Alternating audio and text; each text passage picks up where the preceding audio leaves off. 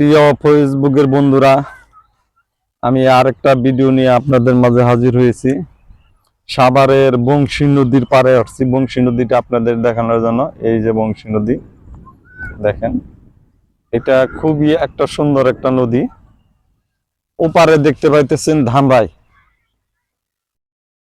ধামরাই, আর এই পারে হয়েছে সাভার। আমি সাভারে আছি, সাভারের ছেলে। সাভার বাস স্ট্যান্ডে আমার বাসা। তো ছোটবেলায় এখানে আমরা অনেক মাছ মারতাম। এখন কিন্তু অনেক মাছ দেখেন, অনেক মাছ। আর এই এখানকার মাছ যারা না খাইছেন তারা অনেক কিছু মিস করছেন। এটা হলো মিঠা পানির মাছ, মিঠা পানির মাছ।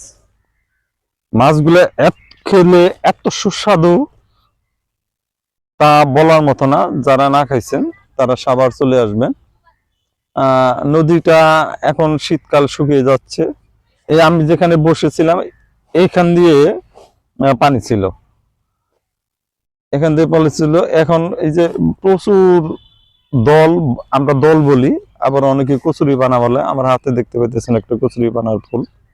ফুলটা কেমন লাগতেছে, ফুলের রং এবং ভালোবাসার রং। লাইক কমেন্ট দিয়ে শেয়ার দিয়ে আমার কাছে থাকবেন, আমাদের কাছে থাকবেন। ফেসবুকের জন্য আমি পরবর্তীতে টিপস নিয়ে আপনাদের মাঝে হাজির হব।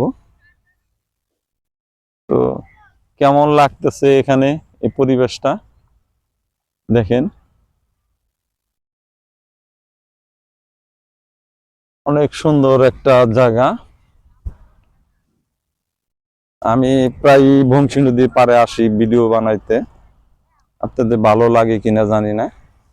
আপনার বংশী নদীর পাড়ে দেখেন, এই যে এই পাশ দিয়ে ওই যে বালু বা সিমেন্টের বড় বড় ট্রলার গুলা যাইতেছে।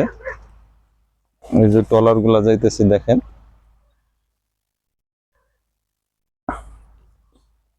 আপনাদের দেখায়, এই যে ওই যে নৌকাটা যাইতেছে, এই নৌকা দিয়ে পার হয় ওদিকে ধামরাই যায় মানুষ, ধামরাই যাইতেছে।